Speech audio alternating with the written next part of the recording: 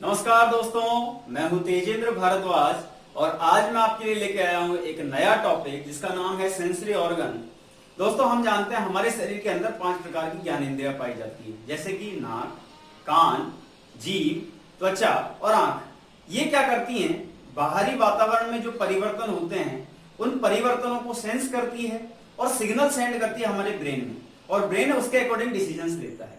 तो पहले हम पढ़ेंगे संवेदी अंग की डेफिनेशन और उसके बाद में पढ़ेंगे इसके टाइप्स। हालांकि 5 प्रकार की होती है, लेकिन फिर भी इंटरनल कुछ संवेदी अंग होते हैं, ऑर्गन्स होते हैं, वो क्या करते हैं वो हम जानेंगे। तो शुरुआत करते हैं। चलिए, संवेदी अंग क्या करते हैं? तो संवेदी अंग वो अंग होते हैं जो क्या करते हैं, बाहरी वातावरण में जो परिवर्तन होते हैं, वातावरण में परिवर्तनों को क्या करते हैं, ग्रहण करते हैं। वातावरणीय या वातावरण में होने वाले परिवर्तनों को क्या करते हैं, ग्रहण करते हैं, और ग्रहण करके कहां पहुंचाते हैं? ब्रेन तक पहुंचाते हैं उन सिग्नल्स को। वो क्या कहलाते हैं? संवेदी अंग या सेंसरी ऑर्गन, मतलब सेंस करना। इनका कार्य क्या होता है? सेंस, किसी भी चीज की संवेदनाओं को ग्रहण करना, उद्दीपनों को ग्रहण करना, ये कार्य होता है। फिर इसकी बात करते हैं टाइप्स की। तो क्लासिफिकेशन कैसे करेंगे संवेदी अंगों का? तो दोस्तों, 2 प्रकार से क्लासिफाई कर सकते हैं, मतलब 2 प्रकार से इसको हम कह सकते हैं वर्गीकृत कर सकते हैं। कैसे कर सकते हैं? पहला होता है स्थिति के आधार पर कि जो संवेदी अंग है वो कहां कहां पर स्थित होते हैं। जैसे अब नाक कान का तो पता है कि हमारे शरीर के अंदर, लेकिन इंटरनल जो होते हैं वो कैसे होते हैं? तो दोस्तों ध्यान रखेंगे, पहला जो आता है इसका type, first type, that is बाह्य, मतलब बाहरी संवेदी अंग। बाह्य है संवेदी अंग, तो इसको हम कहते हैं एक्सटेरो रिसेप्टर्स। अब इसका कार्य क्या होता है? बाहरी वातावरण में जो भी परिवर्तन होते हैं उसको ग्रहण करता है। कौन से परिवर्तन? बाहरी वातावरण के परिवर्तन, बाहरी वातावरण में होने वाले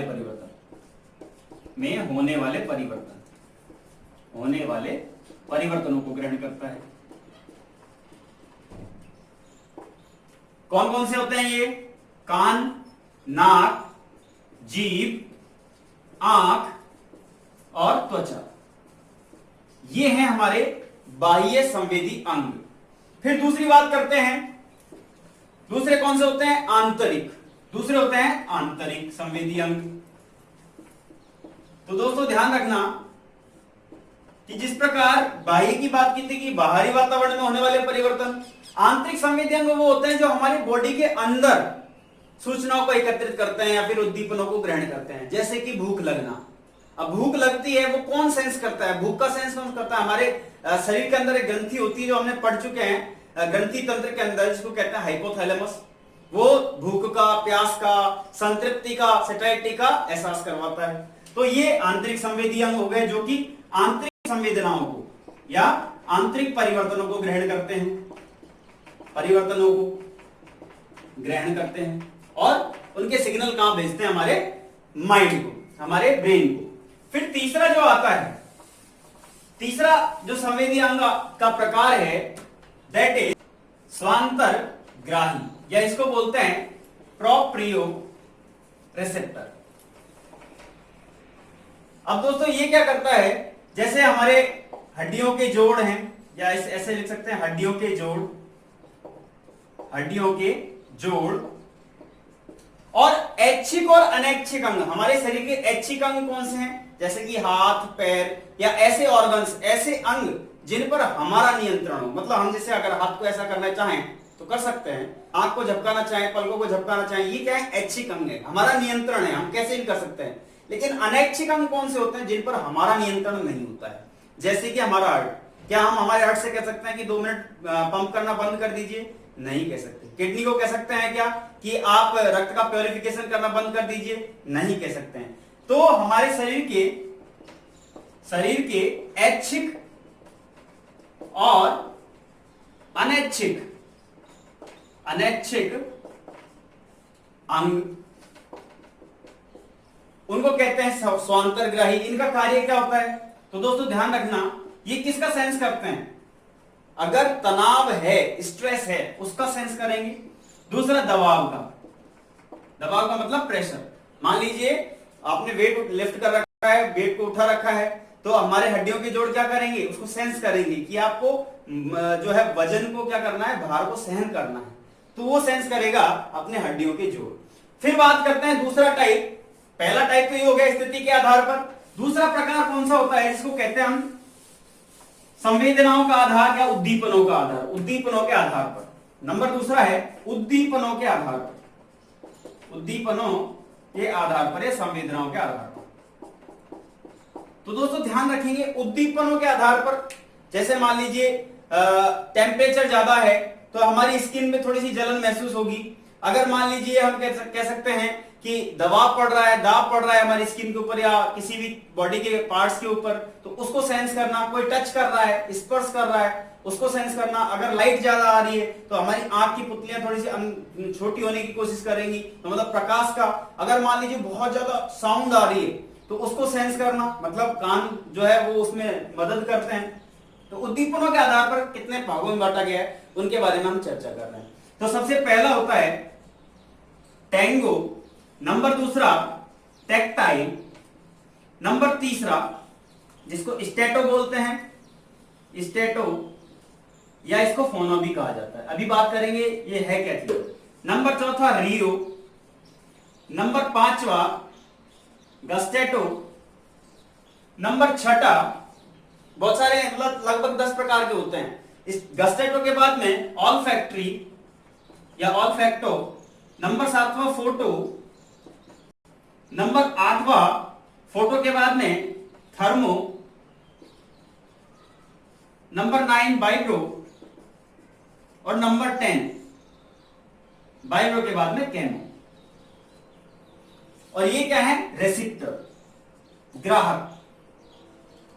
अगर मैं टेंगो की बात करूं तो ये किसको किसकी संवेदना ये सेंस करता है, दाब की। मतलब अगर मान लीजिए कहीं प्रेशर आ रहा है तो दाब को ये क्या करेगा, सेंस करेगा।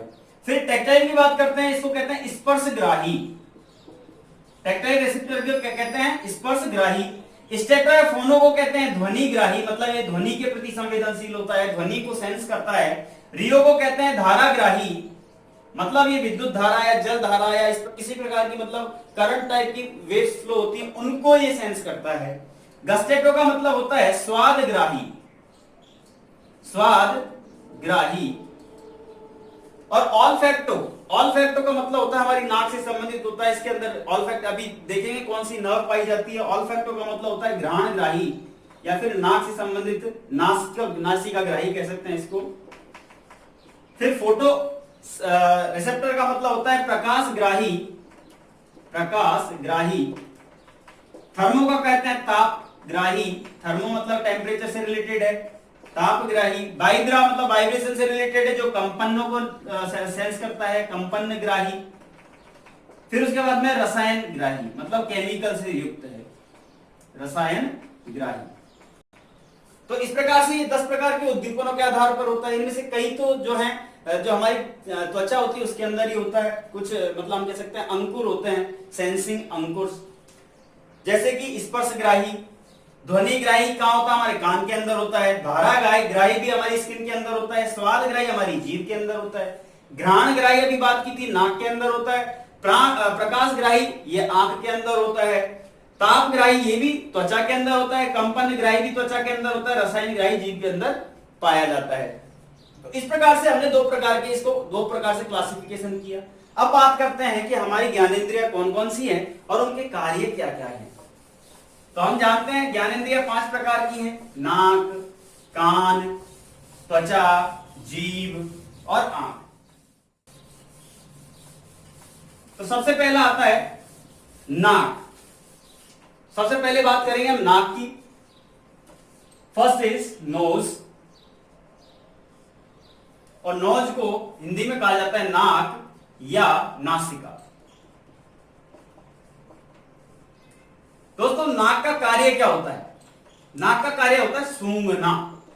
सूंघना, किसी चीज की स्मेल लेना, टू स्मेल, ये नाक का कार्य होता है। ये जो नाक है इसका कार्य होता है सूंघना, मतलब किसी भी चीज की गंध का पहचान करना, गंध की पहचान करना। हम कह सकते हैं गंध की पहचान करना, ये हमारी नाक का कार्य होता है। तो देखिए नाक की संरचना होती है, इसमें दो नेजल कैविटीज होती है, मतलब दो नासिका गुहा पाई जाती है। इसके अंदर क्या होता है, नेजल कैविटी या फिर नासिका गुहा कहा जाता है इसे। मतलब ये दो नासा छिद्र हैं, ये यहां से लेकर यहां तक एक गुहा का कार्य करती है, गुफा टाइप की होती है। और नासिका गुहा, ये जो नेजल कैविटी है, इसके भी 3 पार्ट होते हैं। इसके 3 पार्ट कौन कौन से होते हैं उनकी बात कर रहे हैं हम। फर्स्ट इज वेंटिब्यूल,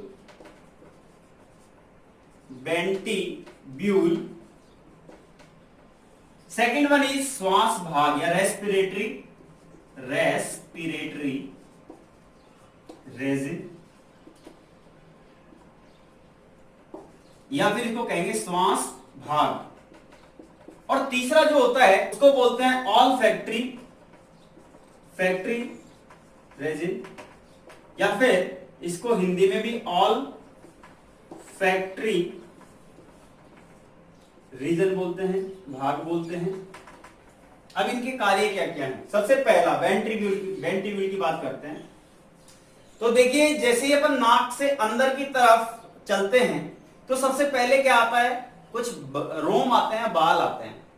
उन बाल को क्या कहते हैं, नॉस्ट्रिल्स पाई जाती है। हम कह सकते हैं नॉस्ट्रिल्स, मतलब नाक के रोम या बाल। और ये छन्नी का कार्य करते हैं। मतलब अगर मान लीजिए एयर में बहुत ज्यादा डस्ट पार्टिकल है, मतलब धूल के कण है, तो ये हमारे क्या करता है, श्वसन जब हम करते हैं तो उन धूल के कणों को अंदर जाने से रोकती है। मतलब ये छन्नी का कार्य करती है। तो ये कह सकते हैं धूल के कणों को रोकते हैं। इनका कार्य क्या है, धूल के कणों को रोकना। फिर इसकी बात करते हैं श्वास भाग की। तो श्वास भाग का क्या कार्य है, देखिए जैसे ही यहां से जो धूल के कणों से, मतलब धूल के कण सेपरेट हो चुके हैं, अलग हो चुके हैं, उसके बाद में शुद्ध वायु अंदर जाएगी, दूसरे भाग में जाएगी, इसका नाम है श्वास भाग। इस भाग का क्या कार्य है, तो दोस्तों ध्यान रखेंगे, इस भाग में एक झिल्ली पाई जाती है, श्लेष्मा। उस झिल्ली को क्या कहते हैं, श्लेष्मा झिल्ली पाई जाती है इसमें। और इस झिल्ली का कार्य क्या होता है, इस झिल्ली का कार्य होता है एक पदार्थ का स्राव करती है, पदार्थ का स्राव। और उस पदार्थ को क्या कहते हैं, उस पदार्थ को कहा जाता है श्लेष्मा। श्लेष्मा का स्राव करती है। श्लेष्मा झिल्ली श्लेष्मा का स्राव करती है। जब और डीप में पढ़ते हैं ना इस चीज को कि रेस्पिरेटरी भाग है जो दूसरा भाग है, तो वहां पर श्लेष्मा झिल्ली भी एक ग्रंथि होती है, वहां पर वोमन ग्रंथि। तो वोमन ग्रंथि में ये श्लेष्मा झिल्ली पाई जाती है और वो श्लेष्मा का स्राव करती है। और इस श्लेष्मा का कार्य क्या होता है, इस श्लेष्मा का कार्य होता है कि यदि मान लीजिए वायु जो एयर अपन रेस्पिरेट कर रहे हैं, श्वसन कर रहे हैं, उसमें जो वायु है वो शुष्क है, तो उस शुष्क वायु को नम करती है, शुष्क वायु को नमी प्रदान करती है, नमी देती है। मतलब अंदर जाने पर ये क्या करती है, श्लेष्मा उसके साथ मिल जाता है, वो नमी बना देता है और उसके बाद में वो अंदर जाती है। फिर तीसरी बात करते हैं ऑल फैक्ट्री भाग की। मतलब ऑल फैक्ट्री भाग ये तीसरा भाग है जो सबसे लास्ट में होता है। और इसमें कह सकते हैं, इसमें एक नर्व पाई जाती है जिसको कहते हैं all factory nerve. All factory nerve, इसमें ऑल फैक्ट्री नर्व होती है जो गंध को कहां तक पहुंचाती है, ब्रेन तक पहुंचाती है, ब्रेन तक पहुंचाती है। ये इसका कार्य होता है ऑल फैक्ट्री नर्व का। यदि आपसे कोई पूछे, मतलब एग्जाम में मेनली क्वेश्चन पूछा जाता है कि हमारी नाक के अंदर इनमें से कौन सी नर्व पाई जाती है, तो ऑप्शंस में होंगे acoustic nerve, second one is optic nerve, third one is olfactory nerve, और चौथी हम कह सकते हैं रेस्पिरेटरी नर्व। तो जो ऑप्शन आएगा आपका दैट इज ऑल्फैक्टरी नर्व, मतलब हमारी नाक के अंदर ऑल्फैक्टरी नर्व पाई जाती है। यहां पर एक क्वेश्चन और पूछा जाता है कि प्याज और लहसुन में कौन सी गंध पाई जाती है, गंध जो होती है वो किसके कारण होती है, ये क्वेश्चन पूछा जाता है। तो दोस्तों ध्यान रखेंगे, एक तत्व होता है जिसे कहते हैं सल्फर, प्याज व ये क्वेश्चन है एग्जाम का। लहसुन में गंध किसके कारण होती है? किसके कारण होती है? तो किसके कारण होती है दोस्तों? सल्फर के कारण। ये क्वेश्चन है जो एग्जाम में पूछा गया है। फिर इसके बारे में जो नाक है उसके बारे में एक पॉइंट ध्यान रखेंगे दोस्तों, जब कंटिन्यू हम किसी स्मेल को लेते रहते हैं बहुत देर तक, तो क्या होता है कि हमारा जो ये ऑल्फैक्टरी नर्व है ये डीएक्टिवेटेड हो जाती है, मतलब ये थोड़ी रुक जाती है, ये अपना कार्य करना बंद कर देती है, जिससे फिर हमको उसकी गंध नहीं आ पाती है। जब लंबे समय तक किसी स्मेल को लिया जाता है, किसी स्मेल को या गंध को लिया जाता है या सूंघा जाता है, लिया जाता है, तो ऑल्फैक्टरी नर्व डीएक्टिवेटेड हो जाती है, डीएक्टिवेट हो जाती है। ये इंपॉर्टेंट पॉइंट है। तो ये हमारी नाक का भाग था। इसके बाद में बात करेंगे सेकंड पार्ट इज हमारी जीभ, जिसको टंग कहा जाता है। और जब इसकी बात करेंगे, हमने क्या देखा था? स्वादग्राही, वो कौन सा भाग होता है उद्दीपनों के आधार पर? गस्टेटो मतलब स्वादग्राही। उसकी बात करेंगे जीभ की। तो दोस्तों ध्यान रखेंगे, जीभ हमारे शरीर की सबसे मजबूत मांसपेशी है।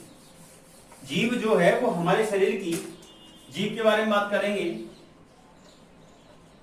जीभ सबसे पहले तो यह क्या करती है? स्वाद का एहसास करवाती है। फिर इसके बारे में बात करेंगे, स्वाद का एहसास करवाती है। और स्वाद का एहसास करवाने के बाद कैसे होता है स्वाद का एहसास? कि जीभ के ऊपर हम कह सकते हैं असंख्य क्या होती है? स्वाद कलिकाएं होती हैं। जैसे गांव में लोग हुक्का पीते हैं ना, तो ऐसी हुक्के की जो चिलम होती है, उस चिलम की जैसी संरचना होती है, और वो जीभ के ऊपर मतलब बहुत छोटी छोटी होती हैं। तो क्या होता है, जैसे भोजन आया मुख के अंदर, और मुख के अंदर जैसे भोजन आएगा तो उन स्वाद कलिकाओं में भर जाएगा। फिर बहुत सारे ऐसे तंत्रिकाएं जुड़ी होती हैं जो उसको सेंस करती हैं, मतलब सेंसर्स होते हैं, अंकुर होते हैं, वो उसको सेंस करती है। तो कह सकते हैं कि जीभ के ऊपर बहुत सारी असंख्य स्वाद कलिकाएं होती हैं जो कि जीभ का क्या करती हैं? स्वाद का एहसास करवाती है। इसके 4 भाग होते हैं। कितने भाग होते हैं? 4 भाग। जैसे मान लीजिए ये जीभ है, तो जो आगे का भाग होता है ये मीठे का एहसास करवाता है, मीठा। पीछे का भाग होता है वो कड़वे का एहसास करवाता है। जो पार्श्व भाग होता है मतलब साइड का जो भाग होता है ये नमकीन, मतलब खट्टे या नमकीन भाग, इसको कहते हैं खट्टा और नमकीन का एहसास करवाता है। और जो मध्य भाग होता है वो तीखे का एहसास करवाता है, भाग तीखे का एहसास करवाता है। तो ये 4 प्रकार के भाग डिवाइडेड, 4 प्रकार के पार्ट्स हैं वो डिवाइडेड है। लेकिन ध्यान रखिए दोस्तों, जो रिसेंट रिसर्च हुई है उसमें ये पता लगाया गया है कि हालांकि 4 प्रकार के भाग होते हैं हमारी जीभ के अंदर, लेकिन फिर भी हमारे जीभ के किसी भी पार्ट पर, किसी भी भाग पर किसी भी स्वाद का अगर हम वो करें, लेपन करें या किसी भी स्वाद को लेने की कोशिश करें तो वहां पर मिलेगा। जैसे मान लीजिए आगे का भाग मीठे का भाग होता है, मीठे के लिए होता है, लेकिन अगर आगे के भाग पर मिर्ची लगाओगे तो क्या मिर्ची का स्वाद नहीं आएगा? आपको तीखा नहीं लगेगा। केवल बुक्स में ये लिखा हुआ है, हम कह सकते हैं, हम ये पढ़ते हैं एग्जाम पॉइंट ऑफ व्यू से कि 4 भाग होते हैं जो 4 प्रकार के स्वादों का वो करवाते हैं। फिर दोस्तों ध्यान रखेंगे कि जीभ के अंदर कौन सी जो है ग्रंथि या नर्व पाई जाती है। तो एक बात ध्यान रखेंगे, जीभ के अंदर फेरेंजियल नर्व पाई जाती है जो कि स्वाद को क्या करती है? स्वाद के उद्दीपनों को कहां तक भेजती है? ब्रेन तक भेजती है। ये जीभ का कार्य होता है। 4 भाग हमने पढ़े जीभ के, स्वाद के उद्दीपनों को ये कहां तक भेजती है? ब्रेन तक भेजती है। फिर सबसे मजबूत मांसपेशी कह सकते हैं इसको, मजबूत मांसपेशी है जीव। एक पॉइंट और ध्यान रखेंगे दोस्तों कि यदि जीव में एक तत्व होता है जिंक, यदि जिंक की कमी हो जाए, जिंक की कमी हो जाए, जिसे बोलते हैं डाइजेसिया,